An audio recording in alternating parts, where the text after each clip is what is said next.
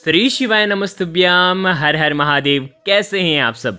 देखिए, आज का ये वीडियो बहुत ही ज़्यादा खास होने वाला है, क्योंकि आज के इस वीडियो में हम 3 बहुत ही सुंदर से प्यारे से उपाय के बारे में हम आपको बताने वाले हैं। मात्र आपको 2 जगह काले तिल डाल देने हैं और आपके पितृ दोष पितृ आशीर्वाद में बदल जाएंगे। ये तीनों उपाय पितरों के निमित्त है। अगर आप चाहते हैं कि आपके पितृ जो हैं वो तृप्त हो जाएं, पितृ जो हैं प्रसन्न हो जाएं, तो आपको ये उपाय करना चाहिए। देखिए, श्राद्ध के दिन चल रहे हैं, 16 दिन होते हैं ये श्राद्ध पक्ष के, और जब आप 16 दिन में किसी भी एक दिन आप ये उपाय कर सकते हैं। देखो, 16 दिन पितरों को समर्पित होते हैं। पितृ जो हैं वो पितृ लोक से धरती लोक पर आते हैं, पृथ्वी लोक पर आते हैं, और उनका जो निवास होता है वो होता है पीपल के वृक्ष के वहाँ पर। दक्षिण दिशा से पितर आते हैं। हमें इन दिनों पितरों के लिए कोई ना कोई उपाय करना चाहिए। तो आज के इस पूरे वीडियो में 3 उपाय पितरों के निमित्त आपको करना है। तीनों उपाय में से जो उपाय आपको लगे आप कर सकते हैं। कल करना चाहें कल करना चाहें तो आप कल भी कर सकते हैं, या आप किसी भी दिन ये उपाय कर सकते हैं, जितने भी दिन पितृपक्ष के बचे हुए हैं। 14 अक्टूबर को लास्ट है, सर्वपितृ अमावस्या है, तो 14 अक्टूबर तक आप ये उपाय कर सकते हैं। देखो, समझना किस प्रकार से करना है। सबसे पहले उपाय के बारे में हम बात करेंगे। ये उपाय है 2 बेलपत्र का। बहुत ही प्यारा सा उपाय है। देखो, आपको क्या करना है, अगर आपको ऐसा लगता है ना कि आपके पितृ जो हैं वो आप पर प्रसन्न नहीं हैं, आपके पितृ जो हैं वो खुश नहीं हैं आपसे, आपके पितरों की वजह से आपके घर में परेशानियां आ रही हैं। देखो, पितरों की वजह से क्यों? क्योंकि हम पितरों को समय समय पर याद नहीं करते हैं। समय समय पर कैसा? देखो, कभी भी कोई शुभ कार्य आपके घर में हो रहा हो तो आपको पितरों को याद करना चाहिए। आपको उनको धन्यवाद देना चाहिए कि आपकी वजह से हमारे घर में शुभ कार्य हो रहे हैं, तो आपका साथ हमें जीवन भर चाहिए। ऐसा धन्यवाद देना चाहिए। मन से आपको पितरों को याद करना चाहिए, ताकि पितरों को भी लगता है कि हाँ ये मेरा, हाँ ये हमें समय समय पर याद करते हैं। तो इसीलिए कहते हैं कि पितृ जो होते हैं, पितृ अगर खुश रहते हैं ना तो हमारे सारे काम सीधे सीधे हो जाते हैं। देखो, अगर पितृ प्रसन्न नहीं है और आप दुनिया में कहीं पर भी चल जाओ, आप कितने भी देवी देवता को कुछ भी अर्पित करो, कुछ भी उपाय करो, लेकिन अगर आपके घर के पितृ, जैसे कहते हैं ना कि घर के कुल देवी देवता को प्रसन्न करना चाहिए, उसी प्रकार से आपके पितरों को प्रसन्न करना चाहिए।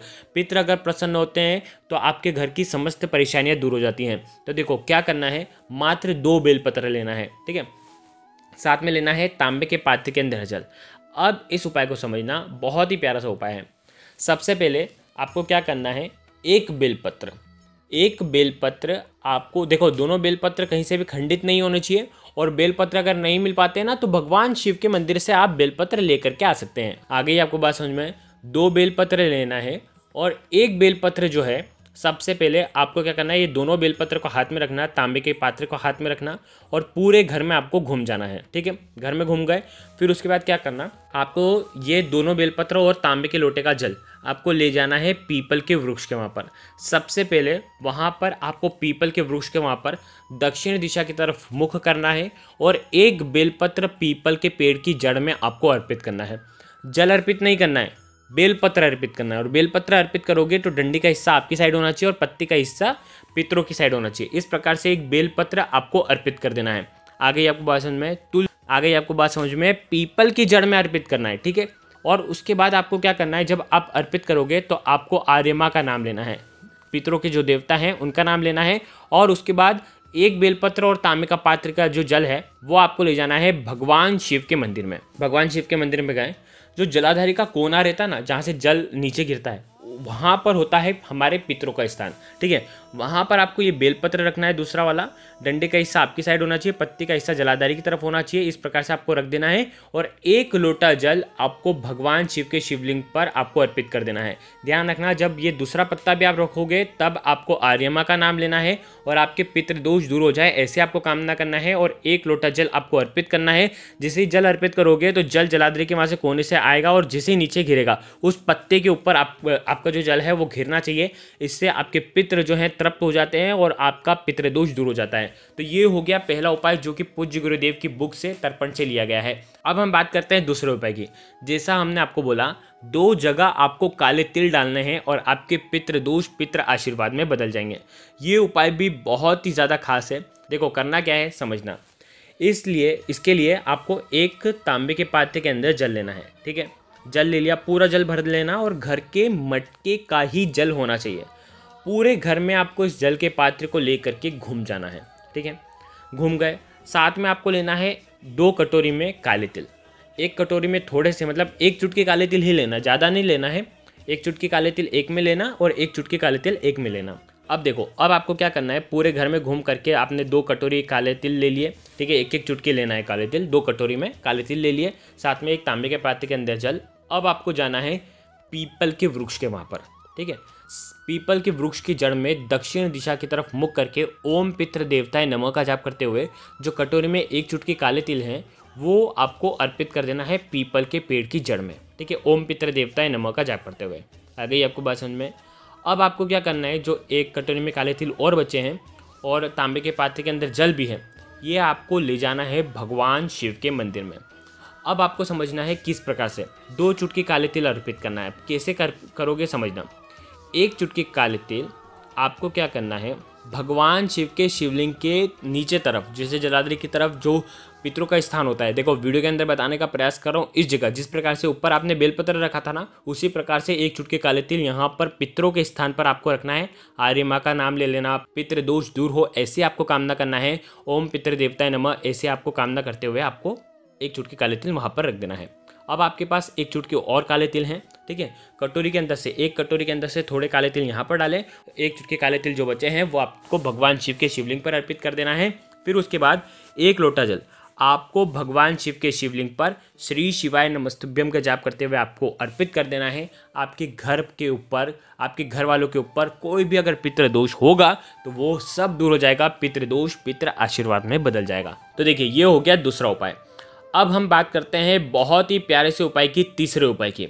ये उपाय भी आपके पितरों को तृप्त करने के लिए, आपके पितृ दोष को पितृ आशीर्वाद में बदलने के लिए है। देखो करना क्या है समझना। देखिए, ये जो उपाय है आपको करना है तुलसी जी के वहाँ पर। देखो समझना, आपको क्या करना है, एक खाली कटोरी लेना है। ठीक है, खाली कटोरी ले ली, साथ में लेना है थोड़ा सा गंगा जल, 5 चम्मच आपको गंगा जल लेना है। ठीक है, गंगा जल ले लिया। अब आपको क्या करना है, आपको आप ही के घर में जहाँ कहीं भी तुलसी जी है वहाँ पर जाना है और इस खाली कटोरी को तुलसी जी के पास में आपको रख देना है। ठीक है, आपका जो मुख होगा वो होगा दक्षिण दिशा की तरफ और उसके बाद आपका सीधा हाथ लेना और सीधे हाथ में 1 चम्मच आपको ये जो गंगा जल है वो आपको रखना है और काशी विश्वनाथ का नाम लेकर के ये जो गंगा जल का जो जल है वो खाली कटोरी के अंदर आपको छोड़ देना है। ठीक है, अर्पित कर देना है। इसी प्रकार से आपको 5 बार ये जो गंगा जल है आपको अर्पित करना है उसी कटोरी के अंदर जो कि तुलसी जी के पास में आपने रखी है।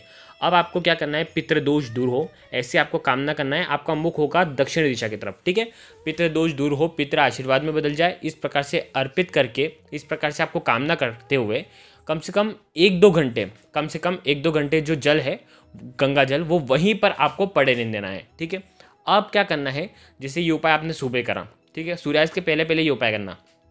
अब जैसे ही सूर्यास्त होगा, समझना शाम के समय लगभग 6 बजे के आसपास, आपको क्या करना है, इस कटोरी को उठाना है और ये कटोरी का जो गंगा जल है वो आपको 3 देव वृक्ष में, जहाँ पर पितरों का स्थान माना जाता है, वहाँ पर आप अर्पित कर सकते हैं। पीपल का पेड़ हो गया, अगर रविवार के दिन अगर आप ये उपाय कर रहे हैं ना तो ध्यान रखना पीपल के पेड़ में मत डालना। ठीक है, अगर आप मंगलवार, जैसे कि कल मंगलवार का दिन है तो अगर कल आप कर रहे हैं तो आप पीपल के वृक्ष में डाल सकते हैं। तो पीपल के वृक्ष में, बेलपत्र के पेड़ में, साथ ही साथ बरगद के पेड़ में। कल तो बरगद का पेड़, देखिए कल मंगलवार है, अगर बरगद के पेड़ के वहाँ पर डाल सकते हैं तो सर्वोत्तम होता है।